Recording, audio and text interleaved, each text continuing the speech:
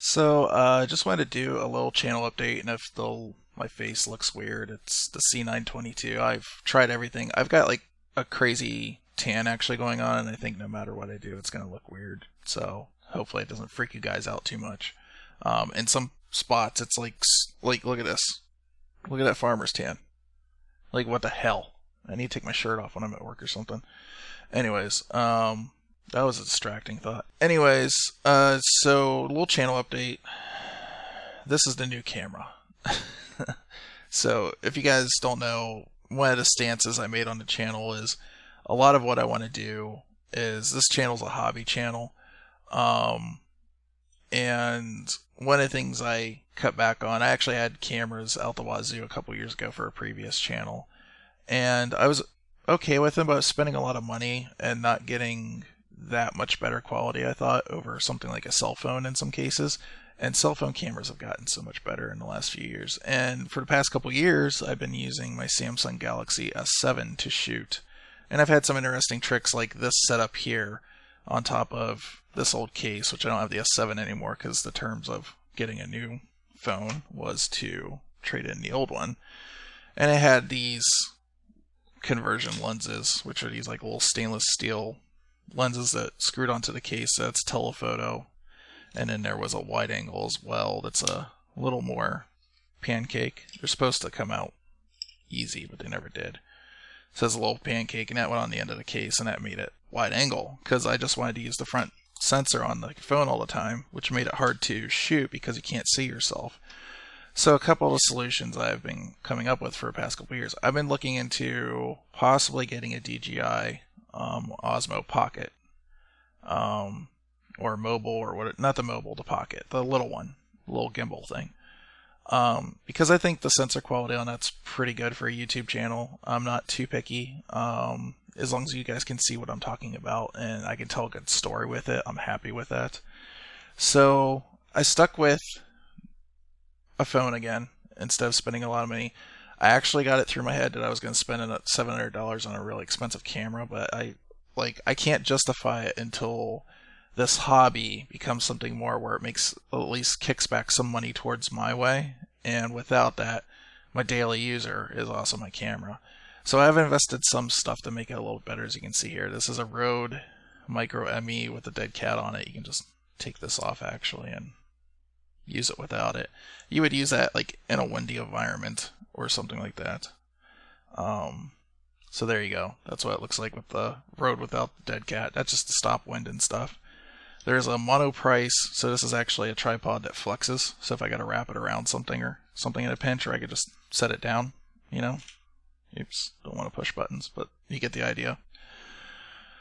And then this, I should have mentioned, I can flip the other way around, and then I can use the front-facing camera with it, which is nice. Or I got to use the built-in mics, which we're going to test here today. And then I have this ComLight camera light, which actually gets quite bright. So you can dim it or make it really bright actually. And it has different filters. So there's a regular softbox style white filter on here, and then there's a orange and a blue as well if you need that. And I can flip that as well and use it for the front facing camera.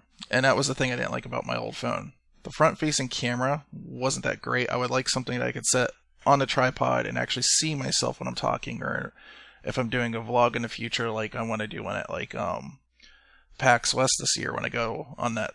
I'm going this year for one day on a Sunday, and I want to walk around and show you guys everything. But I also want to be able to see myself when I'm talking instead of doing this like I would do on my old camera or on my old phone, and not be able to see if I'm in frame or if I'm talking to somebody else, you know, see if I'm in frame. And that's what those lenses did. Like the wide angle especially would like widen it out enough that if I knew if I had my arm like this and somebody's next to me, it's going to be able to see me and them both. The thing I like about this is the headphone jack because I can use my mic still. And essentially this whole thing got replaced on the front with 3 different cameras now. So there's like the standard one. It actually has a different aperture, so we'll test that out today. There's a wide angle and a telephoto that's 2 times just like the big huge one is, but now it's set into the phone, which is nice. So let's switch to the internal so you guys get kind of like a baseline between the C920 and the internal camera.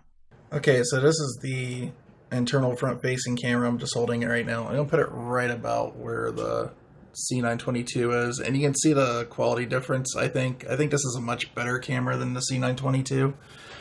We're using the internal microphones right now, and I will switch over to this guy. Okay, so now hopefully everything's still in sync. I've got the Rode mic plugged in, and hopefully it's canceled out the fan noise. The response on this microphone is not as wide as the two internal capsules together, because I believe the way that the Samsung phones work is they are actually stereo, which is nice, but they have one capsule that captures like the low end, one capsule captures the high end, and then they kind of combine that together to get like a richer kind of soundstage.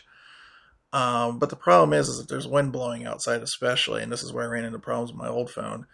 Once the wind blows into that capsule hole, and then you get like this wind cutoff noise, and if that happens while you're recording, you get this very variable difference in sound. It gets very narrow.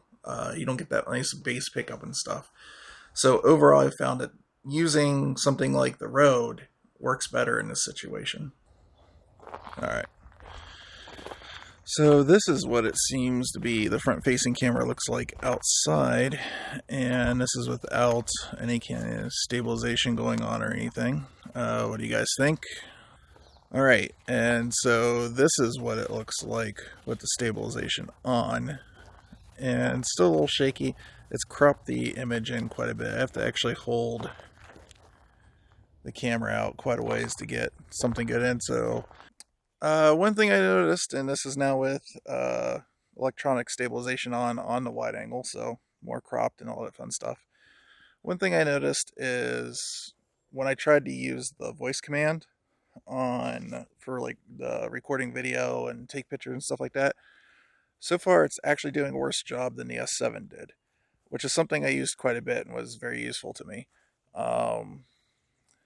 But using the shotgun mic, as long as it's pointed at me, it seems to pick up it better. So it seems like the microphones have a harder time picking up my voice.